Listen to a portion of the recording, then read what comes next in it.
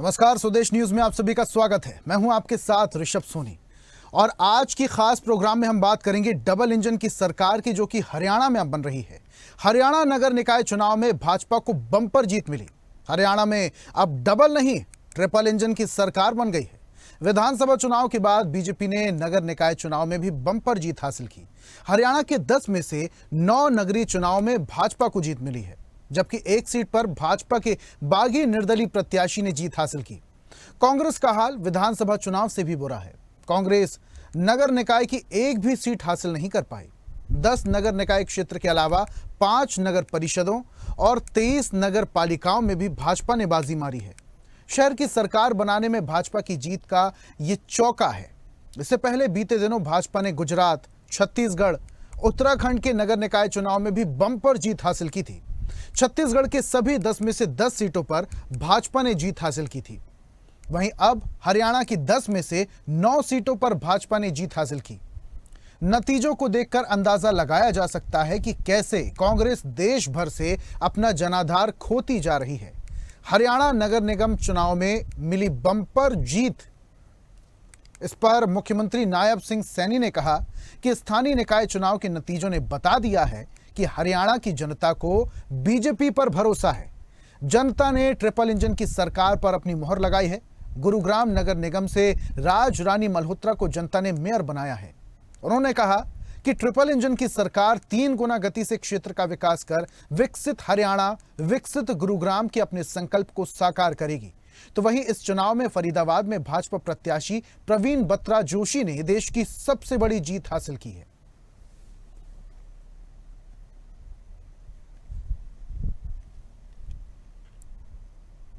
पर मोहर लगाई है। उन्होंने सरकार की नीतियों को और बल दिया है। हमारी सरकार की ये ट्रिपल इंजन सरकार की बड़ी जिम्मेवारी अब है कि हम 3 गुना गति से मिलकर के हरियाणा प्रदेश का विकास करेंगे, कामों को करेंगे। आदरणीय नरेंद्र मोदी जी के नेतृत्व के अंदर ये हरियाणा विकसित बनेगा, ये भारत विकसित बनेगा। उसको लेकर के हमारी ये ट्रिपल इंजन की सरकार काम करेगी। लोगों ने एक तरफा वोट वो भारतीय जनता पार्टी को दिया है। फरीदाबाद के लोगों का मैं दिल से धन्यवाद करता हूं कि वहां के लोगों ने पूरे देश का जो नगर निगम के चुनाव थे, मेयर के चुनाव थे, उसका रिकॉर्ड तोड़ा है। आज तक पूरे देश ने इतनी बड़ी जीत कहीं नगर निगम में, मेयर में नहीं हुई है जितनी बड़ी जीत फरीदाबाद के लोगों ने दी है। मैं उनका दिल से धन्यवाद करता हूं। अमल आ गया है।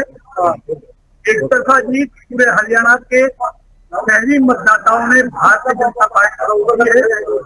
एक नया इतिहास रचा है।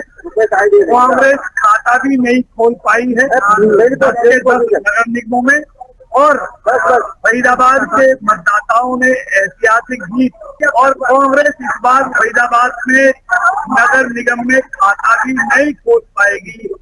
फरीदाबाद कांग्रेस मुक्त होगा। वो यहाँ के लोगों ने कांग्रेस को एक तरफा हरा कर हमारी बात को सिद्ध कर दिया। आज पूरी जनता ने, भारतीय जनता पार्टी ने, प्रश्न ये नहीं है कि कौन जीत रहा है, प्रश्न ये है कि कौन हार रहा है। कांग्रेस का सुपड़ा साफ। कांग्रेस जब लोकसभा का चुनाव आया तो सदमे में चली गई, और जब विधानसभा का चुनाव आया तो वो कोमा में चली गई, और उसके बाद वो वेंटिलेटर पे रही। और जिस दिन चुनाव हुआ उस दिन उसकी अंत्येष्टि हुई। तो हरियाणा में नगरीय निकाय चुनाव हुए, बीजेपी ने बम्पर जीत हासिल की। प्रवीण बत्रा जोशी ने 3,16,000 से बम्पर जीत हासिल की, जो कि देश की सबसे बड़ी जीत है। अब हरियाणा में ट्रिपल इंजन की सरकार बन चुकी है। कई सारे दावे और वादे किए जा रहे हैं, लेकिन इस पर राजनीतिक बयानबाजी भी हो रही है। इस पर ज्यादा चर्चा भी हम करेंगे। हमारे साथ मेहमान को जुड़ रहे हैं। सबसे पहले आपका परिचय करा देता हूं। बीजेपी नेता मनोज गोयल हमारे साथ जुड़ रहे हैं चर्चा में। कांग्रेस प्रवक्ता सुखविंदर सिंह जैलदार हमारे साथ जुड़ रहे हैं, और वरिष्ठ पत्रकार नरेश उप्पल भी हमारे साथ जुड़े हुए हैं। तीनों मेहमानों का बहुत बहुत स्वागत करता हूं। और चर्चा की शुरुआत सबसे पहले बीजेपी पार्टी से नेता मनोज गोयल जी से करते हैं। गोयल साहब, सबसे पहले बहुत बहुत बधाई स्वदेश न्यूज की तरफ से आपको। आपकी शहर सरकार बन चुकी है, और अब जो प्रदेश में हरियाणा में ट्रिपल इंजन की सरकार तेज गति से 3 गुना गति से विकास की तरफ दौड़ने वाली है। लेकिन इतना काफी नहीं होगा, कई सारे जो पड़ाव है वो पार करने होंगे। बेरोजगारी हो, पेपर लीक हो, किसान के मुद्दे हो और तमाम सारी ऐसी बातें हैं जिन्हें पार करना होगा। एक रोड मैप भी होना बहुत ज्यादा जरूरी है। क्या बीजेपी के पास रोड मैप है?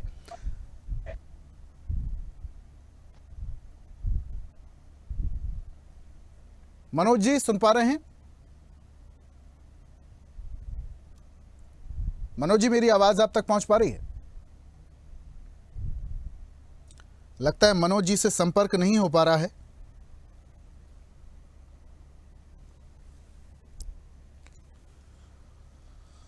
हालांकि देखिए, यहां पर जश्न का माहौल तो बीजेपी में है ही और तस्वीरें भी बयां कर रही हैं कि बीजेपी के कार्यकर्ताओं में किस तरीके का उत्साह है। और यहां पर न सिर्फ पुरुष बल्कि महिलाएं भी पूरे जोश के साथ यहां खुशी में शामिल हो रही हैं। और तमाम जितने भी बीजेपी के कार्यालय हैं वहां पर बम पटाखों के साथ, फूल मालाओं के साथ, आतिशबाजी के साथ बधाई दी जा रही है। मुख्यमंत्री नायब सिंह सैनी को अब बधाई देने का तांता लग चुका है। अब तीसरा इंजन भी तैयार हो चुका है। हमारे साथ तमाम मेहमान जुड़ चुके हैं, परिचय आपका करा चुके हैं। चर्चा की शुरुआत सबसे पहले मनोज गोयल जी से करते हैं। सर, ट्रिपल इंजन की सरकार अब हरियाणा में बन चुकी है।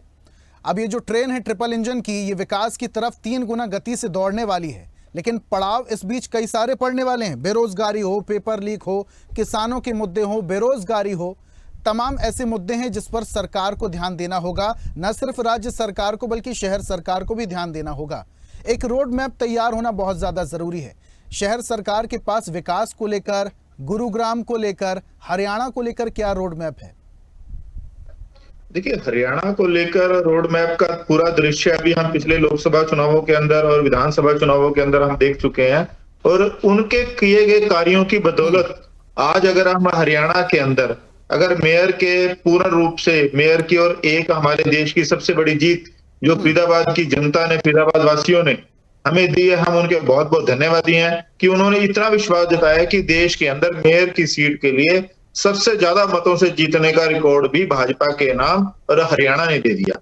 तो मैं आपको एक बात क्लियर करना चाहूंगा कि हमारी सरकार भाजपा की इसी तरह ट्रिपल इंजन की सरकार की हमारा एक उद्देश्य है कि हर छोटे से छोटे आदमी जो एक मजदूरी करके अपना पेट पालता है वहां से लेकर और एक बहुत बड़ा इंडस्ट्रियल जो अपने लाखों लोगों को काम देता है, अपने पास वर्क के लिए रखता है, उसका घर चलवाता है, तो उसका हर किसी का ध्यान रखने का अब जिम्मा भाजपा सरकार का पूरे हरियाणा वासियों ने दिया है। और इसके अंदर हरियाणा सरकार पूरी तरह खरी उतरेगी। इसके लिए मैं पहले तो इतनी बड़ी जीत जी। मनोज जी, कुछ तकनीकी इशू हो गया है, वापस से आपसे जुड़ेंगे, आपसे और भी चर्चा करेंगे और भी जानकारी लेंगे और भी बातचीत करेंगे। कांग्रेस प्रवक्ता की ओर मैं बढ़ चलता हूं। सुखविंदर सिंह जैलदार जी हमारे साथ जुड़े हुए हैं। सुखविंदर जी, सुपड़ा साफ हो गया कांग्रेस पार्टी का, ऐसे कैसे हो सकता है? हरियाणा में हरियाणा जो है वो कांग्रेस की जमीन कहलाती थी। आखिर क्या वजह हो गई, कहां कमी रह गई कि शहर सरकार तक कांग्रेस नहीं बचा पाई, एक भी सीट कांग्रेस के खाते में नहीं आ पाई? कहां कमी रह गई सर? ऋषभ जी, मैं बधाई देता हूं बीजेपी को कि इन्होंने सीटें जीती। देखिए ये जो कांग्रेस इस इलेक्शन के अंदर हारी है, इस हार के कारण हमारे कुछ जयचंद लोग हैं जो हमारी पार्टी के अंदर बैठे हैं, जो काम तो बीजेपी के लिए करते हैं, रहते कांग्रेस में। राहुल जी ने उनके बारे में बता भी दिया बड़े अच्छे से। उन लोगों को अब बाहर का रास्ता भी दिखाएंगे ताकि बीजेपी। सर, इतनी बड़ी बात अगर आप कह रहे हैं, माफ कीजिएगा बीच में रोक रहा हूं, इतनी बड़ी बात अगर आप कह रहे हैं, जयचंद की बात कर रहे हैं, तो बाहर का रास्ता क्यों नहीं दिखा देते उन लोगों को? रास्ता बाहर का शुरुआत कर दी हमने और बाहर का रास्ता दिखा रहे हैं। जो लोग आज तक, देखिए कांग्रेस की इतनी बुरी हाल कभी नहीं हुई, क्योंकि हमारे लोग जब बीच के लोग की गद्दारी करेंगे तो ऑब्वियसली हार तो होनी थी। और दूसरा क्या है, बीजेपी जो ये अपनी पीठ थपथपा रही है, बीजेपी ने लोगों के मन के अंदर एक दहशत, टेरर फैला दिया कि भैया आप लोग अगर आपने बिजनेस करना है आप लोगों को वोट कांग्रेस को नहीं करनी, आपने बीजेपी को करनी है। अगर आपने देखिए, आपके सामने 1.25 साल से बॉर्डर बंद है हमारा हरियाणा पंजाब का, जहाँ पे हम 5 मिनट में पहुंच सकते थे वहां पे हम 2 घंटे में पहुंच रहे हैं। अंबाला का कारोबार ठप हो गया। ये इस तरीके से लोगों को परेशान किया जा रहा है, डराया जा रहा है कि आप लोगों की प्रॉपर्टी हड़प ली जाएंगी, आप लोगों को कारोबार बंद कर दिया जाएगा, आप लोगों के जेसीबी आपके दरवाजे पे होगी अगर आप बीजेपी को वोट नहीं देंगे। दूसरा, आपके सामने है। देखिए मोदी जलदार साहब, ट्रंप ने कह ही दिया कि जलदार जो ये साहब, पैसा अमेरिका दे रहा जलदार है, साहब, ये पैसा अमेरिका। सुनिए तो जलदार साहब, आप बात कर रहे हैं जयचंद की, लेकिन आपकी ही पार्टी के वरिष्ठ नेता, कद्दावर नेता और पूर्व मुख्यमंत्री कुछ और कह रहे हैं। भूपेंद्र हुड्डा साहब तो ये भी कह रहे हैं कि हमने जोर ही नहीं लगाया, पहले से ही बीजेपी की सरकार थी, उनको ज्यादा फायदा हुआ, हमने ताकत ही नहीं लगाई। वो तो ये तक कह रहे हैं मैं किसी भी रैली में नहीं गया। देखिए, ये हुड्डा साहब की बात हुड्डा साहब जानते हैं, मैं तो अपने राष्ट्रीय नेता की बात कर रहा हूँ। जो राहुल जी की बात है, राहुल जी ने, मैंने आपको कहा कि सभी हुड्डा लोगों साहब को भी तो संदेश आपकी दिया। पार्टी के नेता हैं, पूर्व मुख्यमंत्री रहे हैं। अगर वो इतनी बड़ी बात कह रहे हैं तो इसकी रिस्पॉन्सिबिलिटी तो कांग्रेस पार्टी की हुई। देखिए, हो सकता है कई बार एज का इफेक्ट हो सकता है या कुछ और इफेक्ट भी रहे होंगे करके। लेकिन सवाल ये बनता है साहब, सवाल ये बनता है कि भूपेंद्र हुड्डा अगर इतनी बड़ी बात कह रहे हैं, तो नहीं है।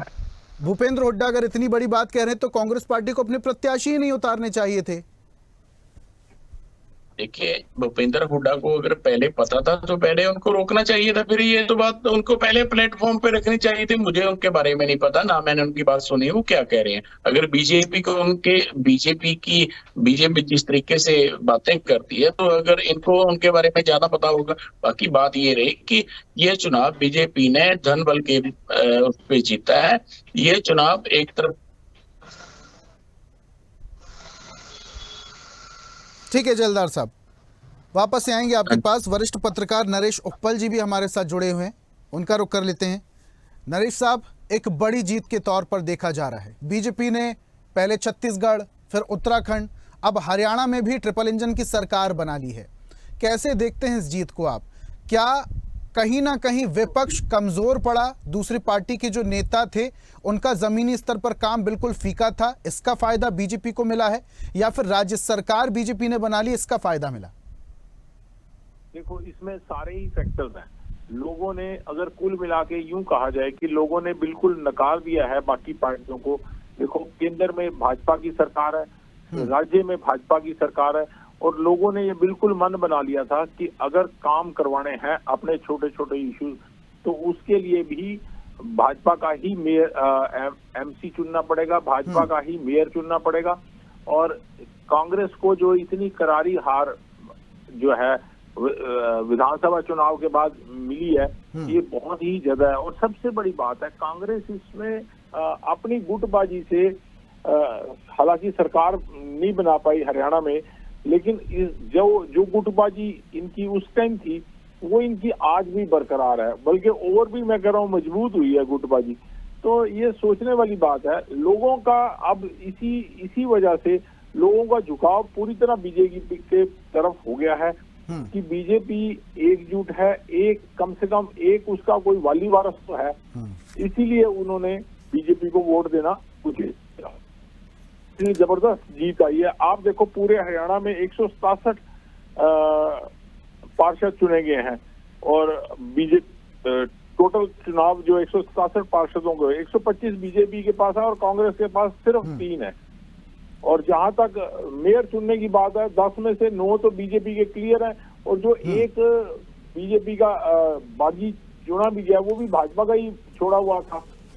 भाजपा का से ही बागी होके उसने निर्दलीय चुनाव लड़ा है, वो भी अब मेयर का चुनाव जीत गए हैं। नगर परिषद में भी 5 नगर परिषदें भाजपा के पास चली गई हैं। तो ये कुल मिला के ये कहता है कि क्लियर इसको कहते हैं स्वीपिंग मेजोरिटी। स्वीपिंग मेजोरिटी के साथ भाजपा ने अपनी तीसरी इंजन की सरकार में अपना वर्चस्व साबित किया है। ठीक है नरेश जी, बहुत सही बात आपने कही है। मनोज जी से भी प्रतिक्रिया ले लेते हैं। मनोज जी, पूरी बात आपने नरेश जी की भी सुनी, जलदार साहब की भी सुनी। नरेश जी ने एक बात तो उचित की कि लोगों को ये बात तो समझ में आ गई, केंद्र में बीजेपी की सरकार, राज्य में बीजेपी की सरकार, अब शहर में काम कराने हैं, ग्राम पंचायत में काम कराने हैं, तो वहां पर भी बीजेपी पार्टी के इंसान को ही या नेता को, प्रत्याशी को चुनना होगा, तब उनके काम तेजी से हो पाएंगे। इस बात में भी सच्चाई है साहब? देखिए, मैं आपको एक बात बताना चाहूंगा कि भाजपा की सरकार हरियाणा के अंदर पिछले 10 सालों से काम कर रही है। ठीक है। और इस बार तीसरी बार हरियाणा वासियों ने मिलकर हरियाणा के अंदर भाजपा की सरकार लाए हैं। उन लोगों को जब काम में परेशानियां नहीं आई, उन लोगों के काम सहूलतें मिली, उन लोगों को जिन सुविधाओं से, मूलभूत सुविधाओं से कांग्रेस ने उन्हें वंचित रखा और जो उन्होंने भाजपा के कार्यकाल के अंदर मिली, तो उसके परिणाम उनको आज फलस्वरूप उनका सारा जो कहते हैं ना, जैसी करनी वैसी भरनी, भाजपा ने अच्छे काम किए तो इस करके उन्होंने उनको आज मेयर के रूम में एक तोहफा दिया। ठीक है, भाजपा ने अच्छे काम किए साहब, लेकिन ऐसा कौन सा जादू बीजेपी ने कर दिया कि जाटलैंड, जो कि 2 बार से ज्यादा किसी को मौका देता ही नहीं है, बीजेपी ने तीसरे इंजन की सरकार भी वहां पर खड़ी कर ली। क्या ये वाला चुनाव भी मोदी के चेहरे पर लड़ा गया था? नहीं, देखिए, ये चुनाव एक मेयर का चुनाव, भाजपा का एक परिवार है, मोदी जी एक परिवार के मुखिया हैं, तो कोई भी चुनाव होगा तो मुखिया के सिर पर होता है, इस बात में कोई दो राय नहीं है।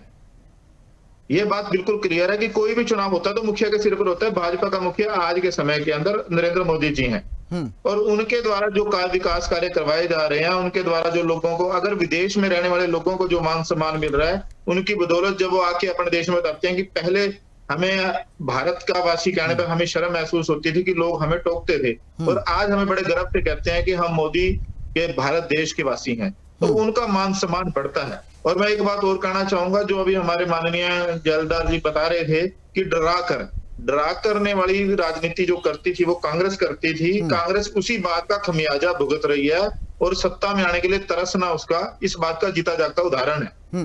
वो लोगों को डरा कर रखती है, उस डराने से बाहर आई अगर लेके आने वाली कोई सरकार बनी तो वो भाजपा की बनी। और अगर आप देखो दिल्ली के अंदर जो सरकार अभी पीछे 1 महीना के पहले चुनाव जैसे हुए, तो उसके अंदर आपने देखा कि भाजपा की सरकार को फुल मैंडेट देना इस बात का जीता जागता उदाहरण है। हरियाणा, दिल्ली, अब किस स्टेट के नाम दे मेरे को तो अब मनोज जी, डर की बात आप कर रहे हैं, डराने की बात कर रहे हैं, लेकिन डर के अलावा कुछ लोगों की नाराजगी भी देखने को मिलती है। आपके ही लोग बागी हो गए, 3-4 सीटों से बागी हुए। हालांकि जीत बीजेपी की हुई, अच्छी बात है, बीजेपी की जीत हुई, लेकिन बागी वो क्यों हो गए? देखिए, बागी होना कोई बहुत बड़ी बात नहीं है। जिस समय सरकारें के अंदर कोई हर टिकट का चाहवान होता है, और सरकार देखिए टिकट एक होती है और चाहवान हर जिले के अंदर, हर राज्य के अंदर, हर डिस्ट्रिक्ट के अंदर कहीं होते हैं।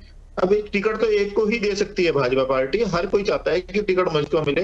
तो कई बार उन लोगों को मनाने के अंदर हमारे साथी, हमारे कार्यकर्ता विफल रहते हैं, तो वहां पर उन लोगों को बाकी अगर वो हो जाते हैं तो ऐसी बात नहीं है, फिर भी भाजपा के चेहरे को ही वोट पड़ती है और भाजपा ही जीतती है। लेकिन जेलदार साहब का ये कहना है मनोज जी कि कांग्रेस पार्टी में कुछ लोग ऐसे हैं जो बीजेपी के लिए काम करते हैं और कांग्रेस पार्टी में है।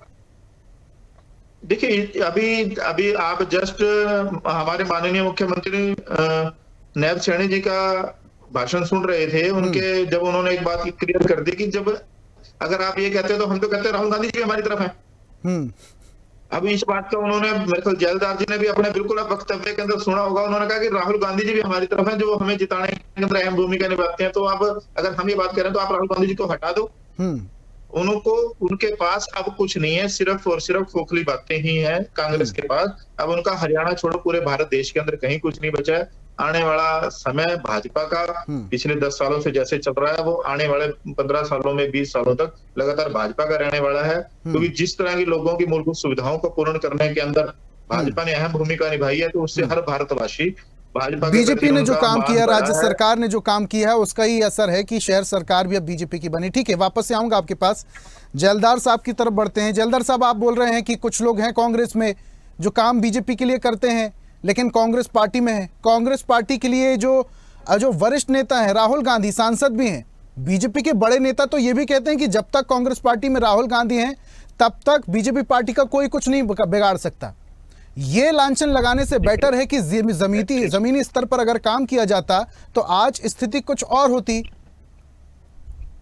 ऋषभ जी, राहुल जी ने, किसी नेता ने, कोई आज तक हिंदुस्तान का कोई ऐसा नेता नहीं जिसने राहुल जी जितनी यात्रा की हो और लोगों से, आम लोगों से मिला हो। ये जो देखिए, जब लोकसभा चुनाव था, लोगों के मन के अंदर ना बहुत सा जोश था। लोगों ने सोच लिया था कि बीजेपी को उखाड़ फेंकना है। ठीक है जैलदार साहब, यात्रा की बात ठीक है, बहुत अच्छी बात है, उन्होंने भारत जोड़ो यात्रा की लंबा वक्त बिताया लोगों के साथ, इसका असर क्या हुआ? लेकिन पहले आप मेरी बात देखिए, मेरी बात आप पूरी कर लेनी चाहिए। उस टाइम लोगों के अंदर जोश था, लोगों ने वोट किए। हरियाणा में 47.6% वोट हुई, कांग्रेस को वोट हुई, लोगों ने खूब वोट की। लेकिन जब रिजल्ट आया, रिजल्ट के अंदर ईवीएम का खेल हुआ और दोबारा बीजेपी की सरकार आ गई। लोगों का मन उदास है। देखिए, इस इलेक्शन के अंदर आपने एक चीज देखी कि वोटिंग परसेंटेज बिल्कुल नीचे गिर गया, लोग वोट ही नहीं करने आए। ये सरकार की, ये विफलता है सरकार की। लोग वोट करने 85% वोटिंग हुई है। देखिए, जो लोग वोट करने के, उनको पता चला उनकी 5 वोट पहले से ऑलरेडी पड़ चुकी हैं। वो लोगों ने कहा कि हमारी वोट हम तो डाल रहे हैं, भाई 5 वोट पहले कैसे पड़ गई? तो इन्होंने शासन का, प्रशासन का पूरा दुरुपयोग किया और लोगों ने मन बना लिया था कि यार, जब इन्होंने चुनी हुई सरकारें ये तोड़ के अपनी सरकार बना लेते हैं तो करें क्या? लोग नाराज हैं इस देश के। ये देश ना बहुत गलत साइड जा रहा है। ये हम अंग्रेजों से भी बुरे दौर में चले गए। एक बार फिर से आप ईवीएम पर निशाना साध रहे हैं, सवाल उठा रहे हैं। ईवीएम पर अगर सवाल उठता तो 3 स्टेट में भी तो कांग्रेस पार्टी की सरकार है, चाहे कर्नाटक की बात करूं, तेलंगाना की बात करूं, हिमाचल की बात कर लूं, वहां पर भी कांग्रेस पार्टी, वहां पर सवाल क्यों नहीं उठाई ईवीएम पर?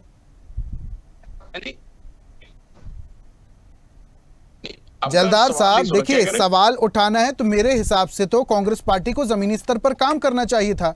बीजेपी ने काम किया, उसका रिजल्ट आप देख रहे हैं, इतने बहुमत से वो जीत रहे हैं। प्रवीण बत्रा जो कि रिकॉर्ड बना चुके, 3,16,000 से जीते हैं अंतर से, ये एक बड़ा आंकड़ा है साहब। मैंने आपको कहा कि आप जाके देखिए, बहुत बुरा हाल है, व्यापारी बहुत ज्यादा तंग है, सड़कों का, और जितने भी इन्होंने कार्य किया कोई भी कंप्लीट नहीं हुआ। कार्य के बल पे अगर जीतना था तो ये दिखाते। मनोज साहब, जब बीजेपी पार्टी कहीं पर जीतती है, हर बार सवाल ईवीएम पर क्यों उठता है सर? देखिए ये पहले लोगों पे, देखिए हारे हुए खिलाड़ी कुछ मनोज साहब से सवाल था, मनोज साहब से सवाल था। मनोज जी जल्दी से बोलिए, हर बार ईवीएम पर सवाल क्यों? खिलाड़ी कुछ तो कहेंगे, इनके अलावा इनके पास और कुछ नहीं है। जब जहां पे अगर किसी स्टेट के अंदर गलती से इनकी सरकार आ गई तो वहां पे तो कभी ऐसा क्वेश्चन नहीं उठा ईवीएम के बारे में। वो तो निर्दोष था या दोषी था जब आपने ईडी सीबीआई लगाई? मनोज जी आंसर दीजिए। क्या कह रहे हैं? क्वेश्चन सुन नहीं पाया मैं, दोबारा प्लीज। जलदार साहब सवाल वापस से करने को बोल रहे हैं वो। मैंने कहा अजीत पवार के बारे में बताइए, जब आपने ईडी सीबीआई का दुरुपयोग किया और बाद में प्रफुल्ल पटेल भी जो उनके साथी हैं, उनको आपने बाद में क्लीन चिट दी, वो पहले दोषी थे या आप दोषी हैं? जब आपके साथ आए वो दूध के धुले हो गए। ऐसे ही आपने नवीन जिंदल के साथ किया, जिसको आपके प्रधानमंत्री कोला घोटाले के अंदर काला मुंह बोलते थे। तो ये लोग आपके साथ आके कैसे साफ होंगे? आपको जैलदार साहब, आप अपनी जानकारी दुरुस्त रखिए। तो क्या आपको लगता है कि उनके केस बंद हो चुके हैं? पहले तो अपनी जानकारी दुरुस्त रखिए। उनके केस आज भी कोर्ट के अंदर विचाराधीन है। अगर जो फैसला वो कोर्ट ने करना है, वो पार्टी ने फैसला नहीं करना, वो फैसला कोर्ट के अंदर है। आप देखिए, कोर्ट के फैसले से ऊपर ना। आखिरी सवाल नरेश जी से लूंगा मैं। मनोज जी, सुखविंदर जी, आखिरी सवाल में नरेश जी से लूंगा। कोई नहीं है, भाजपा सरकार ने उसका फैसला नहीं करना, उसका फैसला कोर्ट में करना, माननीय जजों ने करना है। उपल जी, डिबेट जो है वो अंतिम दौर में है, आखिरी सवाल मैं आपसे ही करूंगा। जिस तरीके से ट्रिपल इंजन की सरकार हरियाणा में बनी, केंद्र में बीजेपी की सरकार है, राज्य में बीजेपी की सरकार है, अब शहर में भी बीजेपी की सरकार है, लेकिन क्या आपको लगता है कि विपक्ष का भी मजबूत होना बहुत ज्यादा जरूरी है? नरेश जी सुन पा रहे हैं? लगता है नरेश जी से संपर्क नहीं हो पाया है। मनोज जी और सुखविंदर जी हमारे साथ जुड़े हुए हैं, लेकिन मनोज जी देखिए, यहां पर पार्टी जिस तरीके से जीती है उसकी बधाई तो है ही, लेकिन इस पर काम भी करना होगा। देखिए, काम किया है, काम की बदौलत ही लोग वोट देते हैं। आज की तरह अगर कांग्रेस ने काम नहीं किए थे तभी लोगों ने उन्हें दरकिनार किया। आज भाजपा आज हर घर तक, हर बूथ के जरिए, पन्ना प्रमुख तक और पन्ना में सबसे अंतिम पंक्ति में बैठे व्यक्ति तक पहुंची है। उसकी बदौलत ही है कि आज हम भारतवासियों की सेवा करने के लिए भाजपा आज आगे खड़ी है। और इसका नाम देश के अंदर मनोज जी, भाजपा लेकिन एक सरकार, सवाल मोदी मेरे मन सरकार में आने के है, बाद 10 में से 9 पे तो बीजेपी बताएं। आ गई, लेकिन एक में क्या हो गया था? निर्दलीय जीत देखिए गए। कोई जरूरी नहीं है कि, देखिए ये कोई जरूरी नहीं है। विपक्ष में भी आपको याद होगा एक समय ऐसा था जब भाजपा बिल्कुल शून्य पर हुआ करती थी और अपने अटल बिहारी वाजपेयी कांग्रेस सरकार के समय के अंदर जी बिल्कुल, समय बदलता है और समय ऐसा बदला बीजेपी ने कि अब देश के तमाम जितने भी राज्य हैं 41% इलाके में जो है वो बीजेपी की सरकार बनी हुई है। चाहे स्टेट की अगर हम बात कर लें, चाहे शहर की बात कर लें, तो बीजेपी अब बहुत तेजी से आगे बढ़ रही है। और जिस तरीके से चुनाव के बाद नतीजे सामने आते हैं उससे यही कहा जा सकता है कि कांग्रेस की स्थिति ज़्यादा कुछ ठीक है नहीं। और हरियाणा वो धरती थी जहां पर कांग्रेस का वर्चस्व हुआ करता था, कांग्रेस की सरकारें हुआ करती थी, कांग्रेस के बड़े नेता हुआ करते थे। लेकिन आज कांग्रेस का सुपड़ा पूरी तरीके से साफ हो चुका है। अब देखने वाली बात यह है कि जो ट्रिपल इंजन की सरकार है वो शहर के लिए किस तरीके से काम करेगी। तीनों मेहमानों का हमारे साथ जुड़ने के लिए, अपनी चर्चा में शामिल होने के लिए, अपने तर्क रखने के लिए बहुत बहुत शुक्रिया। मनोज जी, सुखविंदर जी और नरेश जी, तीनों मेहमानों का जुड़ने के लिए बहुत बहुत शुक्रिया। और आज की जो चर्चा थी, डबल इंजन की सरकार, तीसरा इंजन तैयार। तो तीसरा इंजन अब कितनी तेजी से विकास की तरफ दौड़ता है ये तो वक्त बताएगा। आज की खास पेशकश में मेरे साथ फिलहाल इतना ही। देखते रहिए स्वदेश न्यूज, सबसे पहले देश। ऐसे ही वीडियोस के लिए लाइक करें, शेयर करें, फॉलो करें, YouTube पर जाकर सब्सक्राइब कर बेल आइकन दबाना ना भूलें। और ताजा अपडेट्स के लिए स्वदेशलाइव.com पर जरूर जाएं।